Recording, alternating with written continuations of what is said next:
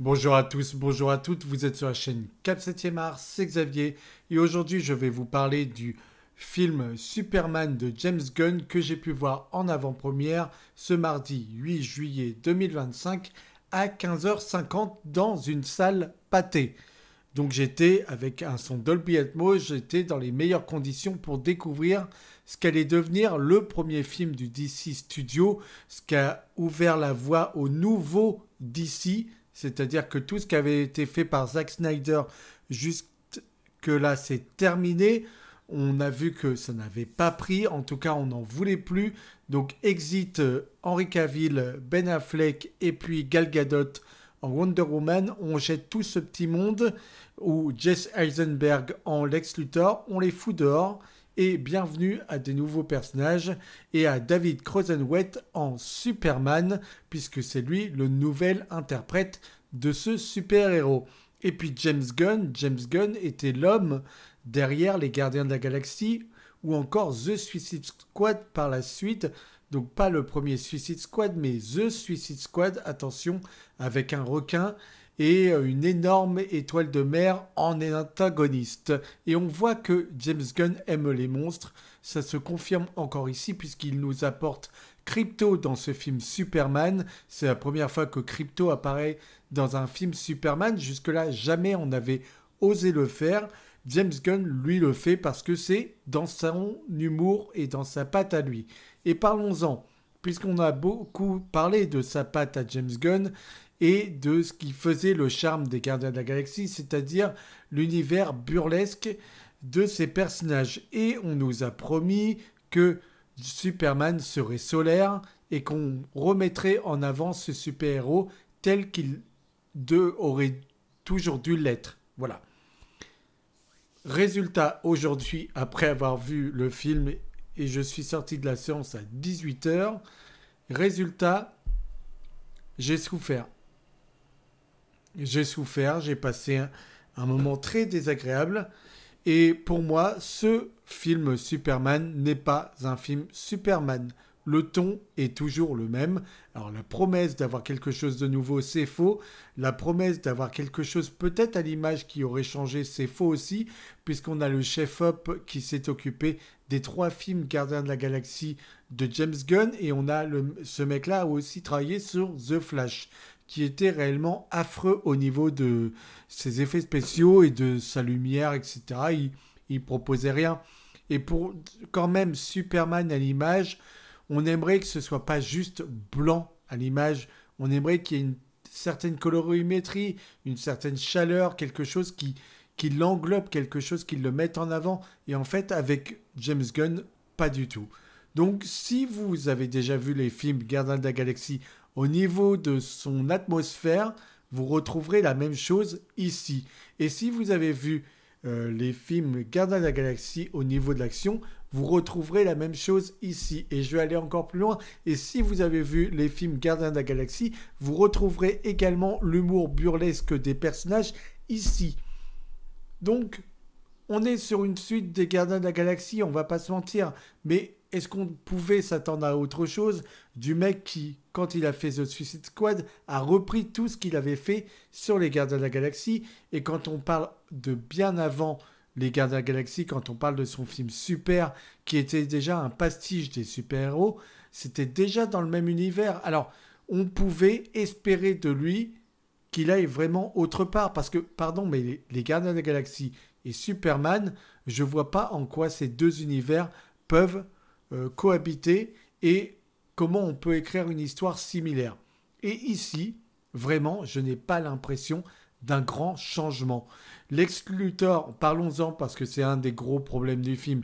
Lex Luthor est incarné par Nicholas Hoult, qu'on a pu voir dans Juré numéro 2, qu'on a pu voir dans X-Men Days of the Future Past ou dans First Class, c'est lui qui jouait le fauve. Vous avez pu le voir également dans Mad Max. C'est un très bon comédien, mais c'est pas un comédien pour être Lex Luthor. Parlons-en maintenant, puisque c'est, comme je vous ai dit, un gros problème. Ce Lex Luthor vit, et toute la population d'ailleurs, l'époque donnée à ce Superman, c'est de nos jours. Donc on vit avec les réseaux sociaux, avec les informations qui sont diffusées en continu, avec les gens qui se égocentrés sur eux-mêmes, qui se prennent en vidéo, etc. Ça va être beaucoup mis en avant, cela. Et on va avoir un Lex Luthor qui est jaloux de la popularité de Superman. Et je pense qu'il n'y a que ça à dire, hein. Oui, il est une menace parce qu'il est extraterrestre, mais il ne comprend pas pourquoi cet extraterrestre est aussi aimé et donc il veut se débarrasser de lui. Voilà un petit peu le cas Lex Luthor. Et à ce niveau-là, Nicolas Hoult, pardon, mais il fait trop jeune et en plus, il est en surjeu.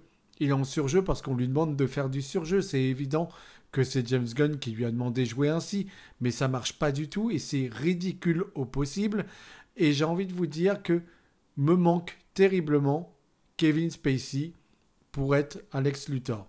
Me manque terriblement un homme comme j'avais un acteur là qui me venait à l'esprit, Bryan Cranston, qu'on a vu dans Breaking Bad. Me manque un mec comme lui pour incarner un Lex Luthor qui soit terrifiant à l'image, qui en impose.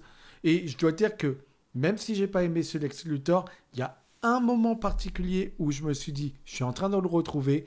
C'est à la fin du film, c'est au moment où il est déchu, au moment où il croit l'emporter et en fait non.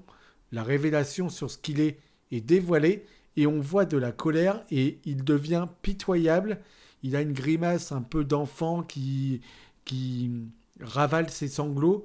Et ici, à ce moment-là, on a un Superman qui est magnifié, mais parce que le regard de Lex Luthor sur lui change. Et donc, c'est le seul moment où je me suis dit « Ah, il se passe quelque chose », c'était la fin du film. Et ensuite, on a un moment avec Lois Lane et lui, et le moment où ils se retrouvent, et je ne m'attendais pas du tout à cette scène-là, je m'attendais à une vraie interview, il y a autre chose qui se passe, et avec la musique, ça prenait et j'étais ému. Et à ce moment-là, j'ai dit « Putain, après 2 heures de film, quoi ». Parce que pour le reste, hormis des monstres à gogo, parlons-en de Hawkgirl, parlons-en de Mystique, Mister Terrific, c'est ça son nom, et du personnage des Green Lantern. Ils sont affreux, ils sont affreux, ils sont inutiles au possible aussi. À bien des instants, ils sont beaucoup trop creux et j'ai très peur du Green Lantern plus que de Hawkgirl qui m'a assez plu dans son look et dans sa manière d'être, mais elle est tellement dispensable que bon, il faudra voir comment on la creusera plus tard pour savoir si réellement on a raison d'y croire. Mais là, avec ce Superman tel qu'il est, moi j'y crois pas. J'y crois pas une seconde. Pardon, mais c'est tout ce qu'il ne fallait pas faire à mon humble avis. Déjà, David Cronenweth en Superman, après qu'Henry Cavill l'ait incarné, pour moi c'était le choix de ne pas prendre. Il y a eu plusieurs acteurs qui ont été proposés à ce moment-ci. Il y avait des acteurs qui ressemblaient à des rugbyman texans, des blondinés, qui avaient une sacrée gueule, qui avaient aussi le corps qui en imposait. Et je me suis dit, David Cronenweth, quand j'avais vu les noms proposés, je m'étais dit, c'est celui qui ressemble plus à Henry Cavill, pourquoi le prendre lui? Donc je m'étais dit, c'est bien, on ira vers un autre Superman, et donc ce sera le moment de nous montrer autre chose, tout simplement. Et peut-être de raviver un petit peu la flamme de ce personnage. Et pas du tout. On a pris bête et méchant, le personnage qui lui ressemblait le plus, qui ressemblait le plus à son prédécesseur. Et rien que ça, j'ai un problème parce que n'est pas Henry Cavill qui veut. Donc pour moi, David Cronenweth, ça ne fonctionne pas, notamment les moments de vol. On se moquait sur les réseaux parce qu'on avait... on voyait qu'il louchait, etc. Tout le monde s'est moqué de lui, moi le premier. Hein. Et on a la scène qui est reprise. Et j'avoue que l'envol ne fonctionne pas. Si on prend ce que Zack Snyder avait fait, les moments d'envol étaient majestueux. Ici, je les trouve ridicules, anecdotiques, ressemblant à ce qui avait été fait avec Adam Warlock dans Les Gardiens de la Galaxie 3. Et d'ailleurs, je vous l'avais dit quand j'avais vu ça, je vous avais dit ça nous donne un avant-goût de l'envol et de comment il va traiter Superman. Eh ben, on est tout bon, on est dedans. Et je vous ai dit, les actions aussi sont également ce qu'on a pu voir dans Les Gardiens de la Galaxie. Clairement, un des antagonistes du film qui peut prendre différentes formes pour créer des armes, c'est Nebula dans Les Gardiens de la Galaxie. D'ailleurs, à un moment donné, elle s'infiltre dans un truc de informatique. elle met ses bras comme des tentacules, comme des câbles pour aller percer à jour des informations, etc. C'est clairement ce que faisait Nebula. Donc il y a des similitudes. Et dans l'action, on retrouve ce côté jeu vidéo à l'image. Donc des actions qui sont parfois, qui on sent ne sont pas tirées de la réalité ou plausibles. Et ça me dérange fortement. Je dois dire qu'il y a une action qui m'a plu, c'est quand on arrive dans l'antre de Superman, que cet antagoniste arrive et qu'elle commence à attaquer. Il y a quand même un dynamisme, quelque chose qui est sympa à voir, mais si vous avez vu les Gardiens de la Galaxie 3, encore une fois, c'est la même donnée, hein, c'est pareil au même, avec un petit peu plus de brutalité peut-être. Et ensuite, j'ai trouvé très cheap le moment où Lex Luthor avançait et que les ennemis se faisaient tuer autour de lui et que lui avançait imperméable. Voilà, ça faisait littéralement très très kitsch, comme ce que veut James Gunn les trois quarts du temps, on va pas se mentir. Mais n'est pas Zack Snyder non plus qui veut pour nous raconter la planète Krypton. Moi, pardon, mais Man of Steel et le début du film avec Russell Crowe qui joue son père, Zor-El, et qui va se sacrifier avec sa femme pour envoyer Kal-El sur Terre et qu'il soit le seul espoir dans ce monde, bah, je trouve ça magnifique. C'est un moment, c'est une tragédie grecque, mais d'une beauté sans nom. Mais ici, il n'y a rien de tout ça. Et c'est réellement dommage que, pour moi, quand il parlait d'humanité du personnage, il suffit pas de le voir 2 ou 3 fois sauver des gens pour qu'on ait un Superman qui soit justement aimé de la population. Moi, j'aurais aimé voir, je sais pas, Superman, un enfant qui pleure dans une école parce qu'il est ridiculisé. Superman venir le voir, l'encourager. Superman dans les pubs à la télé pour montrer que c'est un personnage qui a pris justement du galon. J'aurais aimé, je sais pas moi, voir que ce personnage-là marque son époque, son temps et et oui, qu'il est réellement l'espoir de la population. Moi, honnêtement, dans Batman v Superman, les moments où Superman est idolâtré par la population qui le touche, lui est au-dessus, ils sont tous en train de le toucher, de le vénérer comme un dieu. Pour moi, il fait bien plus que ce que ce film a proposé. Et je vois pas la lumière, je vois pas du tout la lumière du personnage ici, hein. Donc il y a un problème, il y a un gros problème, c'est que c'est la continuité de ce que lui a toujours fait. Et pourtant, les deux super-héros ne sont pas du tout les mêmes. Et déjà, avec son premier film, le DC Studio, j'ai du mal. Parce que si on veut parler de Superman, Superman, c'est un super-héros qui a été créé pour parler des opprimés à la base. C'est un super-héros écrit dans les années 30 et qui était d'abord là pour pallier à la justice et pour, justement, comme je vous ai dit, aider les opprimés. Ensuite, dans les années 40, c'est un super-héros qu'on a allié contre les nazis. C'était la force de l'Amérique contre les méchants nazis. Et puis, petit à petit, on a créé un personnage de plus en plus alien, donc avec de plus en plus de super-pouvoirs. Il ne volait pas au tout départ, il n'avait pas ses lasers dans les yeux, il n'avait pas son souffle au tout départ. Voilà, beaucoup de choses se sont mis à graviter autour de lui. Et je crois que dans les années 60 ou 80, Lex Luthor est apparu. Donc Lex Luthor est apparu bien après, mais en tout cas a germé différentes versions de Superman pour arriver à ce que vous avez aujourd'hui dans les comics et des versions qui sont des fois très intéressantes et qui me plaisent beaucoup. Mais ici, ce Superman-là, alors on sent qu'à des moments, il a envie de reconstituer un plan d'un comics. On sent qu'à des moments, clairement, il a envie de se faire plaisir et qu'il y a littéralement des plans qui lui viennent en tête. Mais je trouve que Zack Snyder s'en porte largement mieux que lui. Et ce que j'aime pas, c'est que la politique, c'est que tous les personnages sont absolument cons. Les journalistes ne paraissent pas être des journalistes, mais sont bébêtes au possible. Lex Luthor a des réactions stupides. Son assistante est toujours sur les réseaux sociaux. Et puis, c'est la godiche. Ouais, c'est la potiche. Voilà, tout simplement.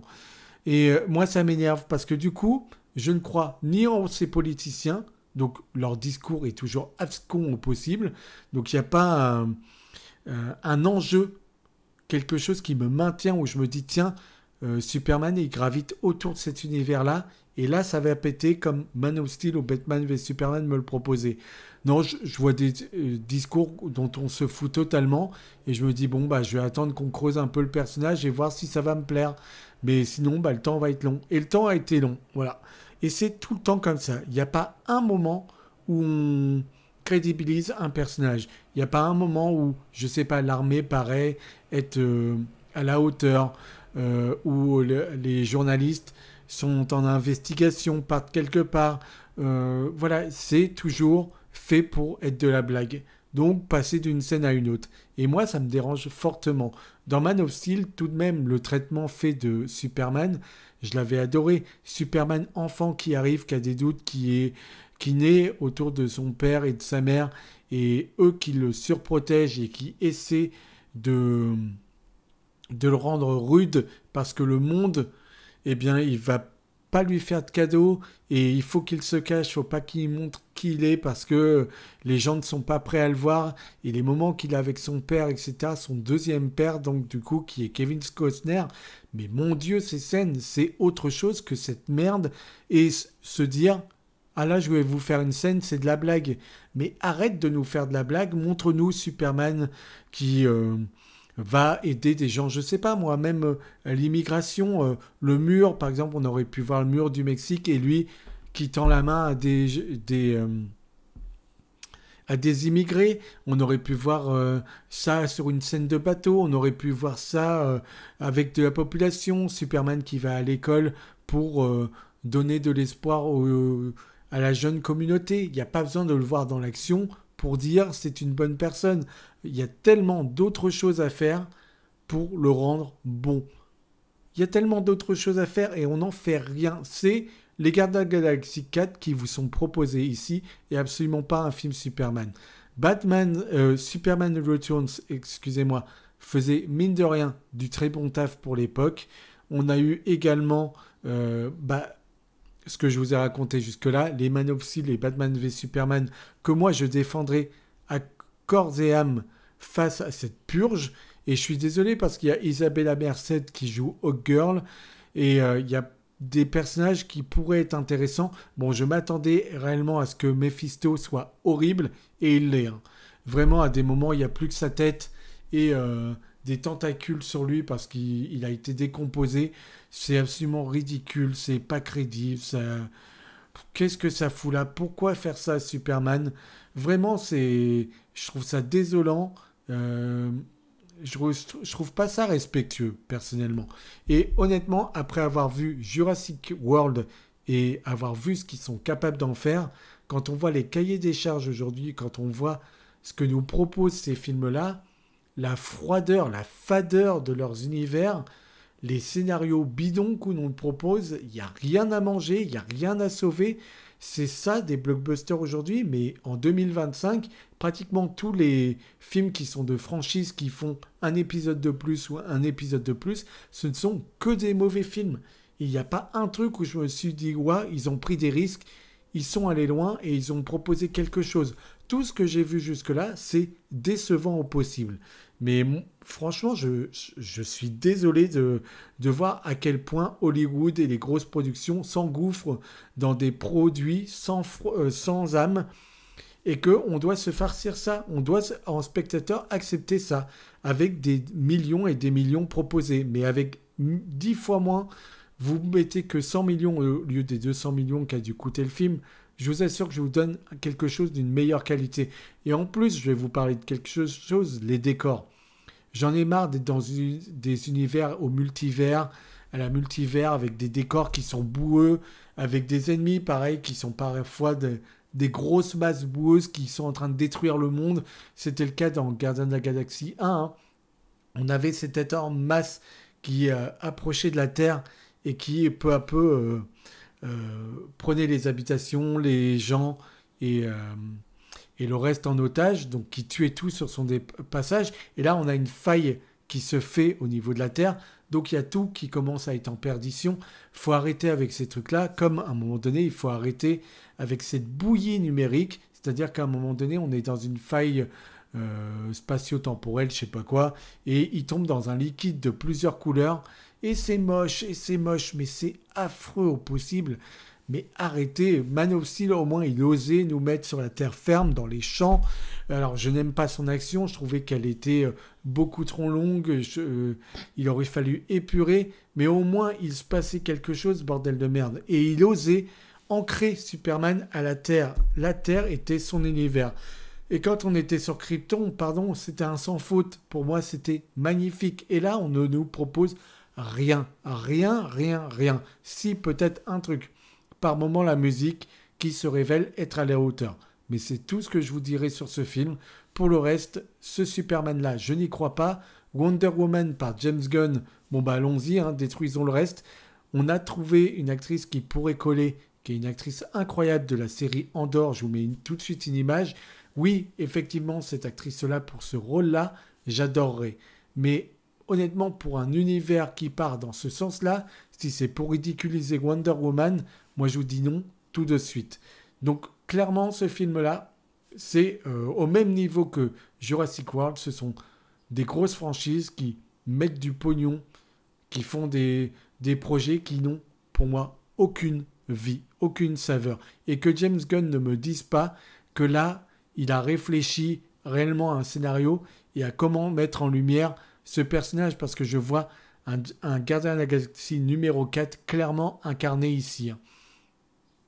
Voilà, c'est tout ce que j'avais à vous dire. J'ai mis toute ma colère sur ce film et je pourrais encore en dire. Mais effectivement, c'est un désastre. Et peut-être que le film de juillet, finalement, c'est le film que j'ai pas encore vu. C'est peut-être Matérialiste qui sauvera les meubles. C'est Celine Song qui a fait ce film avec Pedro Pascal, Dakota Johnson et Chris Evans.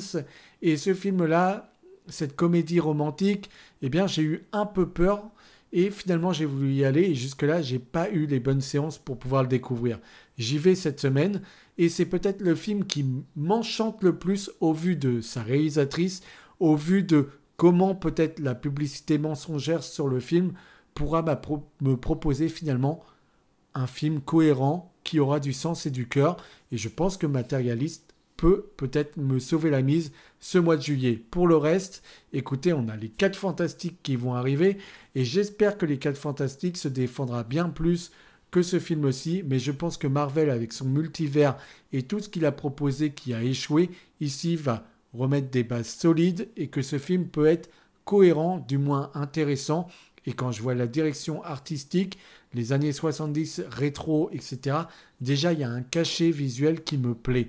Donc on verra ce que ça donnera. Peut-être que ce seront mes 2 espoirs de ce fin de mois, mais pour l'instant c'est très triste. Et mon Dieu que je me suis fait chier autant sur Jurassic World Renaissance que sur ce Superman qui est pourtant un héros que j'adore. Donc voilà, DC Studio emprunte une patte humoristique et de couleur à la Marvel qui est réellement pour me déplaire. Merci d'avoir été au bout de la vidéo. On cogne, on s'abonne, on met un petit commentaire. N'hésitez pas à me dire si vous êtes en désaccord total avec moi. Vous avez le droit, mais bon, au final, si je dis que j'ai raison, vous ne pouvez pas me contredire. Chacun son avis, dans le respect bien évidemment, et on se retrouve très vite pour parler de films et de séries, comme toujours, et j'espère que les prochains films seront meilleurs. Merci à vous.